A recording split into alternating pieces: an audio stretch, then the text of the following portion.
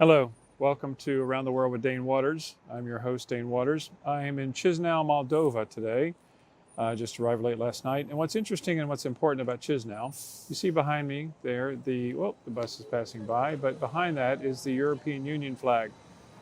Moldova just voted on whether or not they should join the European Union. It's very close. Russia was actively involved in trying to stop it, but it squeaked by. Now, the importance of this election and this vote is to show in this region what is going on and the influence of Russia. Moldova is not part of NATO, so therefore it is very vulnerable, and actually part of the country, like Ukraine, is already under Russian control in an area called Transnistria. And there's a lot of discussion and thought that Russia will make Moldova the next Ukraine. So I will be here for a couple of days asking people what they're thinking about what's going on, whether or not this will become the next sphere of Russian influence. And we just saw, actually, there was also an election in Georgia, the country of Georgia, where they voted to keep the pro-Russian president or prime minister in power. That is a big problem because Georgia also is not part of NATO. And so, once again, most people think that the next conflict is going to be Georgia and Moldova as Russia continues to increase its sphere of influence. So stay tuned. We'll talk more about that on the show, Around the World with Dane Waters. Thank you very much. Good morning, world, and thanks again for joining Around the World with Dane Waters. I'm your host, Dane Waters. I'm broadcasting today from London, England. We will have a guest on shortly who's waking up at 3 o'clock in the morning in the United States to join us. So he's getting his coffee. He'll be here with us soon. But as you just saw in that first montage from Moldova, and I was just in Ukraine and Moldova and Poland and Georgia and Bulgaria. Today, I really truly believe that today and what happens today in the United States with the U.S. elections, with all the hubris in the world, is that it will have a tremendous impact on the world for the rest of this generation. Everybody I spoke to in those countries, especially Ukraine, were concerned about the U.S. election and concerned about what would happen if Kamala won or versus Trump. There's a lot of concern. And so this, once again, I say this every single show, and I'll say it once again today, that all the things in this world are interrelated. Every political decision is interrelated. Who you vote for president in Nigeria, or in Ghana, or what's happening in Ukraine, or what's happening in the United States election, it's all tied together because the globe is heading toward a global realignment. And we talk about that, and this is why we travel around the world to talk about what this global realignment will be. And so today, with the election in the United States, that global realignment will be adjusted in many different ways. And so we'll have to see how it comes out.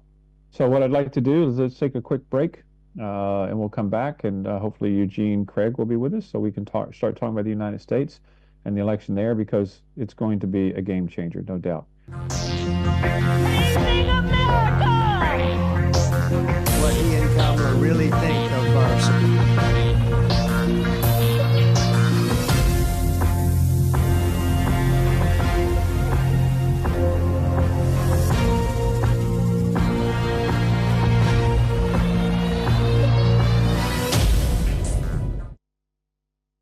Well, I'm former vice chair of the Maryland Republican Party, but more importantly, I'm the chair of Black Republicans for Harris. And look, we're here today because Republicans like myself have said we're not going back. We're not going back to Trumpism. For some of us, never means never, and that means never Trump. And that means never Trump then, never Trump now, never Trump forever. And then thirdly, our democracy matters and is worth it. And fourthly, people that come from communities like mine, we have a special place here. And so, look, Donald Trump, in my eyes, is unfit for office in every way, shape, and form. And so I believe I have a responsibility, not just as a black Republican, as a black man, as an American, to do everything possible to make sure Madam Vice President gets elected in 20 days and Donald Trump never sees elected power. Welcome back to Around the World with Dane Waters. I'm your host, Dane Waters, broadcasting here from London, England. Or I guess I should say the United Kingdom. People get really upset about that thing here. But one comment on that is that we will, in the near future, be having the new leader of the Conservative Party, Kim Budenhoek, on the show to talk about what's going on in the UK and the new relationship between the UK and the United States based on who the president is. And she's a Nigerian native, so it will be a very interesting show. Eugene will be on the show shortly. He just messaged me. You know, modern technology is great and amazing where we can talk around the world quickly. So he should be calling in any minute. So let's talk about the U.S. election. You know, it's interesting. In the United States, up until 3 months ago, it was illegal to vote on the U.S. presidential election because they think that if you vote on the U.S. election, somehow it will taint the results and it will prompt people to go certain ways or sway certain ways. Listen, we're a country of 350 million people.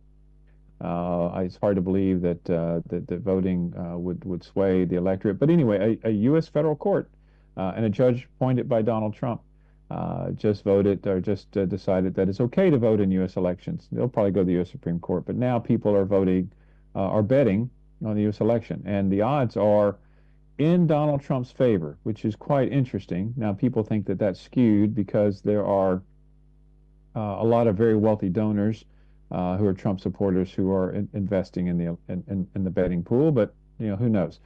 So the polls open. Let's see, it's 8:23 here. The polls open in about 4 hours in the United States.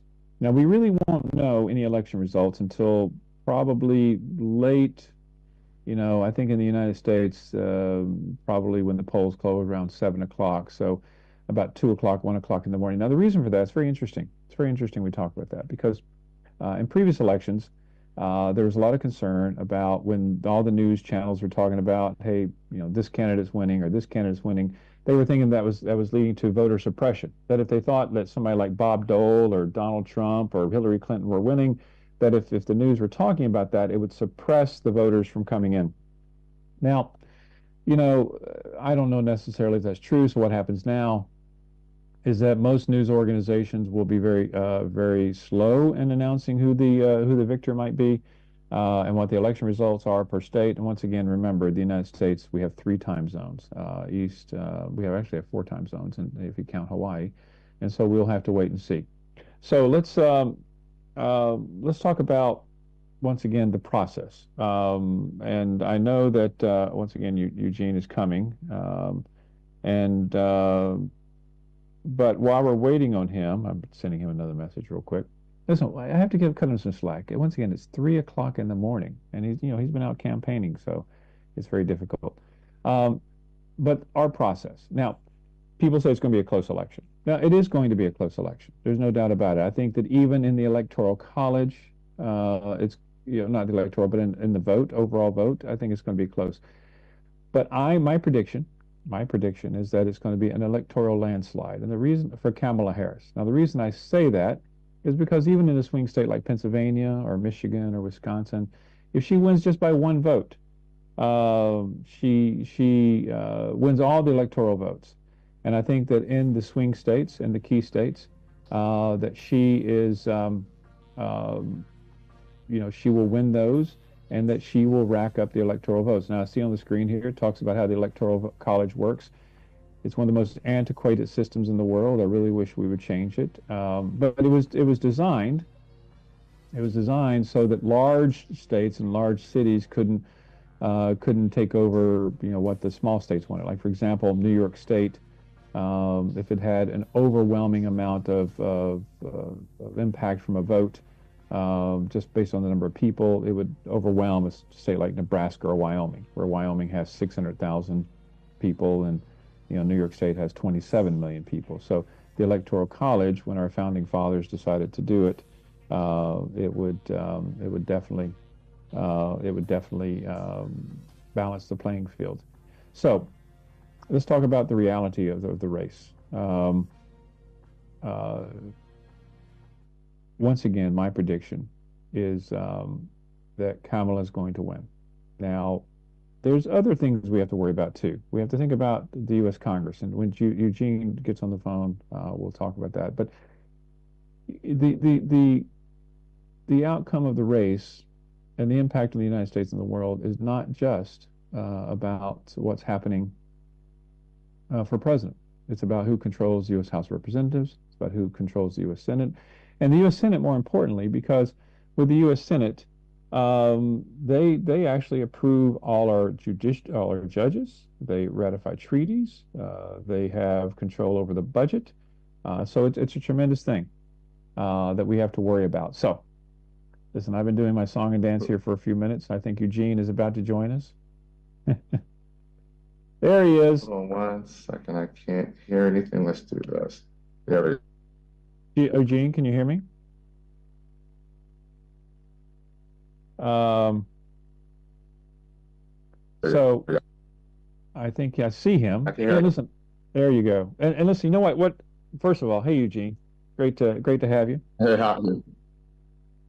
I love the fact. Like, Listen, this is going to be a great show because you have two bald men having a conversation, and you're right. You're right about that. You're you right know. about that.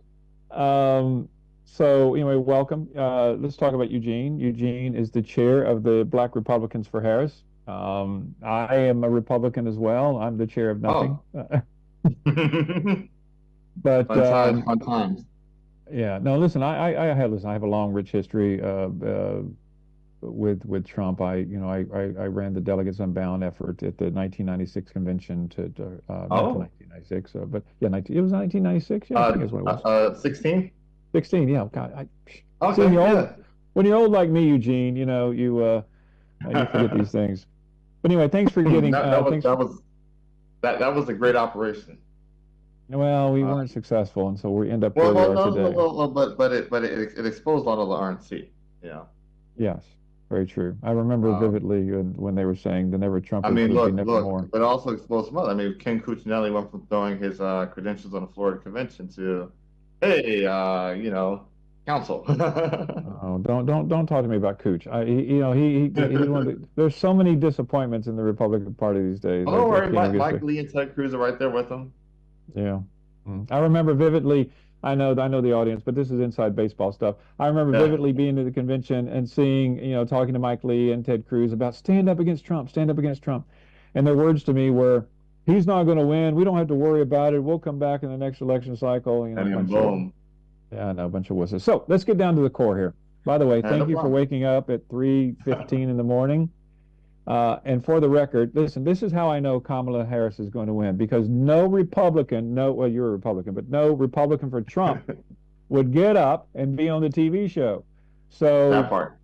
yes. So that laziness is why they're not going to win, in my opinion. But let's go to you. I mean, look, Team Harris knocked 800,000 doors on Sunday. Team Trump doesn't have a real ground game in Pennsylvania. Okay, let's talk about it. So, simple question. Who's going to win the election and why? Vice President Harris is going to win. It's going to be an early night, and simply because, hey, let's come down to three things: money, manpower, media, and she has all three. And they outwork Team Trump. They have a better message than Team Trump, and for what it's worth, the American people are actually pretty exhausted by Team Trump. That's simple. Yeah, I mean, she's raised what, over $1 billion? She's $1 billion in less than 100 days. Oh, that's just nuts. That's crazy. Well, also, it's crazy. But so what do you think as a Republican? Okay, as a Republican, why, for fellow Republicans and also the world, why do you think it's important that Donald Trump not win, and why do you think Kamala should win? Look, we saw what 4 years of Donald Trump gave us, right? Misery, literally man-made disaster, and unhinged, power. And at this point, myself and others have said, listen, we have to put our country over our party. Donald Trump cannot sit behind a resolute desk in the Oval Office ever again. We can't, trust him with controls of nuclear weapons or, MOABs that aren't nuclear, right? We can't trust him to not want to loose the United States military on civilians. We can't trust him to not, put his own interests above the interests of the country. We just can't trust him. We cannot put him in that, give them that kind of power ever again. And so myself, chairing Black Republicans for Harris, but more importantly, the broader Republicans for Harris coalition. I mean, we're living in a world where not one but two Cheneys have endorsed a Democrat. We're living in a world where the daughter of, W has endorsed a Democrat. That's the world we're living in. But we also all realize that, Donald Trump cannot, by no means, shape, or measure, get control of power of the United States ever again. No, it's just great. I used to work for Dick Cheney years ago, pointing out my age, my Uh-oh, 27 years of uh-oh. age here. But listen, the thought that Dick Cheney, of all people in the world, would endorse a Democrat, it's just shocking, among shocking. Yeah. It's just crazy. Um, but let's talk about the early voting. I mean, let's talk about some of the mechanics. Over what I think 70 million Americans have already voted Hmm. early. And by the way, I voted. I voted globally. I I voted voted for early as London. well. Do you think that that's going to benefit Trump or Harris more? I think it benefits Harris, right? Because the thing is this, what we're seeing is that in a lot of the Republican counties, they're maxing their vote counts. They're hitting their marks in which they normally hit in the full election cycle. So it's not as if they're like expanded their electorate; they just shifted their electorate from from election day voting to early voting. Now, if you look at these maps, right? Most of your dim deep blue counties still have some big treadway and headway to go. And so you look at a state like North Carolina, where there's literally point zero 0.01, 0.02% difference between the two parties. You look at Georgia, where Dems are actually leading. You look at Iowa. I've been yelling about Iowa on Twitter all week, only for the Des Moines Register poll to come out Sunday and validate what I was saying. But that's because I was looking at the early voting counts. We all know that in presidential elections, independents typically break for the Dems when they do the Republicans. And so we look at these early voting numbers, especially in these swing states, these battleground states. It's pretty clear, Republicans Donald Trump would have to build in a margin, right? He would have to build in the margin to overcome, how independents are going to break and how Democrats decide to vote in election day are going to break. And he just didn't have those margins built in. And in the case of Georgia, Dems are actually leading an early vote count. Well, I'm gonna throw you a curveball here real quick. So, this show is well, listen, I hear it, Andrew Lee says great things about you. So, he says Listen, he says listen, you can handle anything. So, okay. well, you listen, you talk about Georgia. Now, the show is brought to you by Silverbird News out of Nigeria, Lagos. Now, there's a huge Nigerian diaspora population in Georgia. So, one question for you is, if you're a Nigerian watching, which they are, hopefully they're not all asleep. Why should Nigeria care about this election, and why do you think they should vote for Harris? Well, look. When it comes down to it, right? Donald Trump doesn't care about black people, and that includes Nigerians. But more importantly, Nigerians that immigrated to the United States that come for opportunity, come to build businesses, come to build families and communities. You want a president that's also going to look out for you, and that's just not Donald Trump. We know he called African country asshole countries during his first term, and his policies also reflected that. That's disrespectful to Nigerian communities, Nigerian country, Nigerian culture. And so, if I'm, a somebody canvassing on the ground and I'm engaged in Nigerian community, because look, even here in Maryland, we have a very, very strong Nigerian community in Prince George's County. I actually saw a statistic earlier that said, something like 40% of the businesses in Prince George's County are owned by Nigerians. Which also, happens to be the wealthiest, by GDP, I guess, median income black majority county in the country. So, my thing is this, Nigerians should be concerned about this election because the things that happen, for what it's worth, Nigeria is the United States of Africa, right? They're the superpower of Africa, by economy standards. And so, what happens here definitely will affect them, will affect the Nigerians in Africa as well as Nigerians here. And so, you want a president that's going to have, good, regular, normal relations with Nigeria. You want a president that's also going to be, here stateside, that's going to, encourage, a thriving, Nigerian communities and don't look at them as threats or, push theories that, cause the racists to do horrible things in this country. Well, so why is it that the Democrats are so worried about black men voting for Trump? I mean, what is the draw to Trump for black men? Well, I see the thing is this, right? I think there's two things that take place. First and foremost, I don't think that there is this huge swing of black men to Trump. I think that we have a situation of a loud, very minute minority. It's one of those things where somebody gets up and says something just like loud and ridiculous. And because it was loud and ridiculous, people look at it like, oh my gosh, the person said something loud and ridiculous. And it creates a firestorm around a loud and ridiculous. The second thing is that, when that firestorm happens or that, amplification happens, you then have to come back with something just as loud as a microphone to combat it, right? And that's essentially what's been happening, right? You find, it's interesting because Donald Trump wouldn't step into a black barbershop, but they could find like these broke rappers to get on Twitter or sit down in interviews and just say, wild things and that they're supporting him. I look back at, the New York Post, right? New York Post, covered the, elder rapper Lord Jamar, that, he's supporting Donald Trump. Last time New York Post covered him is 20 years ago when he was accused of beating his wife. So that's what's happening here, right? And that, look, Team Trump and the American PAC, they're all in on quote unquote going for the bro vote. And this is, I guess, their way of going after the black bro vote. Elon Musk tweeted earlier, men must vote because of the gender gap. And so the thing is this, I think it's a fallacy. I think, Dems, they're not like us. We can look at things and stay clear-eyed and still march through blazing with a fire sword, right? They do a lot of bedwetting. and it's a lot of anxiety, right? It's a lot of anxiety they allow to materialize.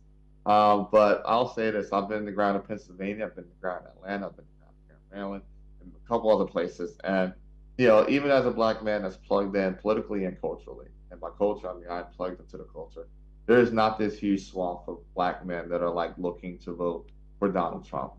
It's actually kind of funny. A lot of the people that they have coming out and being these mouthpieces have horrible voting records in general. Wow. So let alone are going to be dedicated to voting in a swing state and turning out people to vote in a swing state. Well, I can tell you this, right?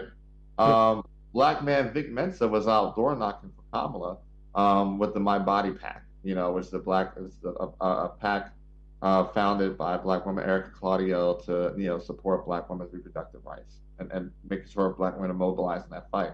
I mean, the Black celebrities are coming, men and women are coming out the door knock for Kamala. I can't say the same for Donald Trump and his invisible ground game.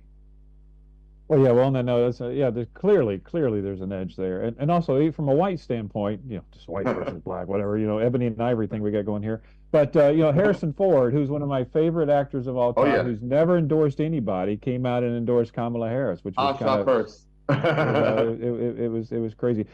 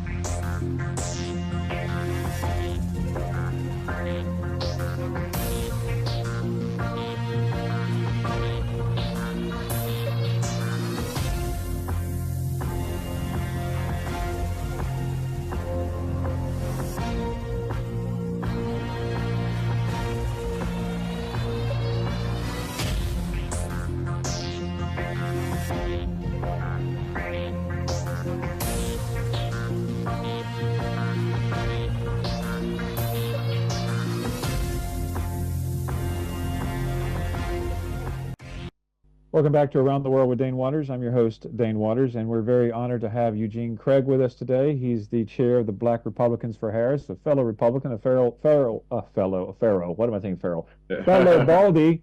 This is 3:15 for you. I'm only at like 8:15, so, listen, whatever it takes to get the job done. But anyway, so we were chatting during the break, and maybe all of you heard it, who knows, but let's talk about, listen, as I said in my monologue before we get started, everyone's focused on the presidential election, but, there's more to this election than just the presidency, and it's the control of the House and the Senate. So what do you think is going to happen there?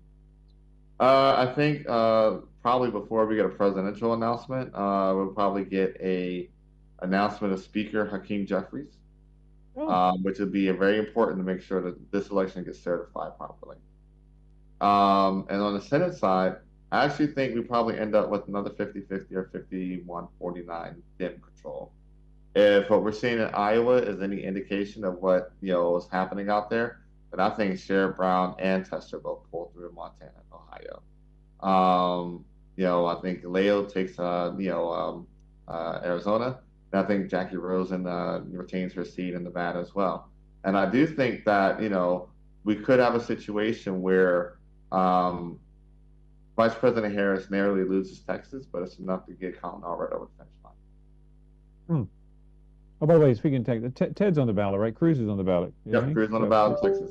Yep, is he going to win?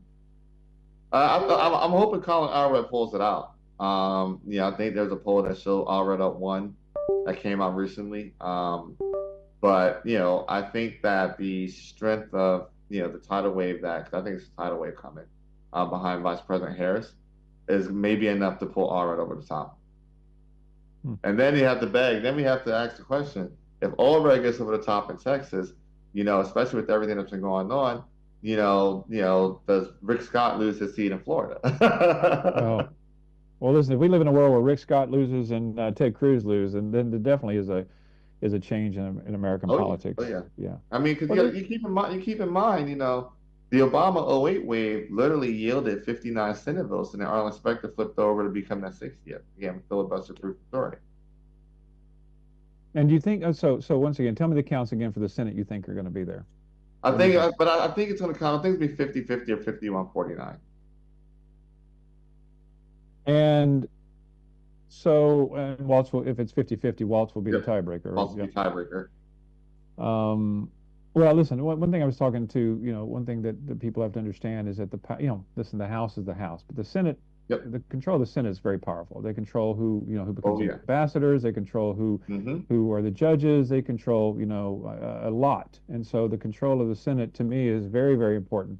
Listen, I vote for a president because of foreign policy issues. That's what I do, foreign policy. Yeah. And domestically, you got the crazy Congress dealing with domestic issues in the country. And so one of the reasons, one of the reasons that I believe that I think that Kamala would be, maybe I shouldn't say this, but I think Kamala would be a much better president foreign policy wise, is because if she even remotely continues some of the decisions that Biden has made, is going to be much better for the world. And that's why I think it's very important. Oh, listen, 1,000 times better. I tell people all the time, and especially when they say, why should we care about foreign policy, right? So, most people don't understand is that, you have foreign trade because most of it's via shipping lanes. The only reason we have that is because the United States Navy is what it is. The stability in the world that exists is largely because the United States exists. If we want increased trade with Africa, increased trade with Nigeria, that's going to become because of the stability of the United States. We want to see the war, both in Gaza and Ukraine dealt with. That's going to come because of the stability of the United States. There's a crisis in the Congo right now. We're probably uniquely, qualified to handle the crisis in the Congo and Haiti.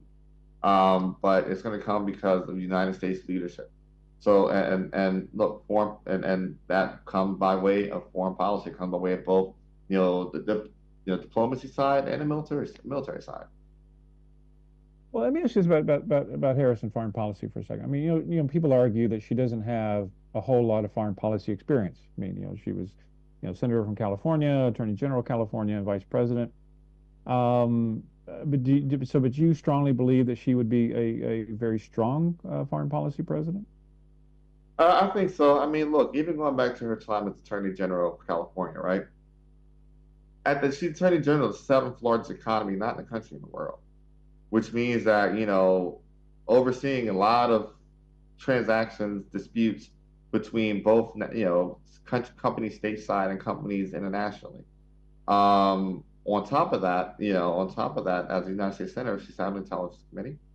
And then, we all know, what largely becomes the job of the vice president is to be where the president can't be, largely, especially overseas. And so, so I think, she, her policy is going to be her policy, and that's still, being formed, and, we'll see how it takes shape once she's, assumes office, providing that she wins today, which I think she will. So what it becomes is, I think that there will be some carryover from the current Biden administration policy, but there'll probably be also some changes that she'll make herself. Hmm. So let's talk about the election, the mechanics of the election. When do you think we'll know something? And that's number one. And number two is, do you think Trump will easily concede the outcome? I don't think he'll easily concede. He doesn't easily concede anything. Although I do also, there's a second mind there where I think he could concede very quickly and just be done and over with, right? And now let that new reality set in. Because what it's looked like over the last couple of days is that he's already conceding via body language and how his rallies are pretty much decimated. There's no enthusiasm there or anything. I think this, right? If I had to place a dollar on it, I think we get a huge indication and call, at least some early indication around about 10 p.m., 10:30. By then, we should have some good Georgia results, some North Carolina results. And if she takes one of the two of them, Donald Trump's pathway pretty much shuts down. Yeah, yeah. Well, listen, I agree with that because, listen, even if she wins Pennsylvania by one vote, she still gets, all the electoral votes, right? Yeah. As long as the blue wall holds, she's solid, for the most part. But if she takes North Carolina or Georgia, and if she takes both, it's game over. There's no pathway for Donald Trump at that point. If she takes one, she's pretty much handicapped them, the rest of the way through. But if we get to about 10 p.m., because polls close here 8 p.m., we get about 10 p.m. and those results are rolling in, and it shows that she's pretty much, sizable in North Carolina where he can reach. Oh yeah, it's game over. Well, listen, 10 o'clock. So 10 o'clock in the U.S. Just for the international audience to know, that's going to be we won't know anything till 3 or 4 in the morning. 3 or 4 a.m. You guys time, yep.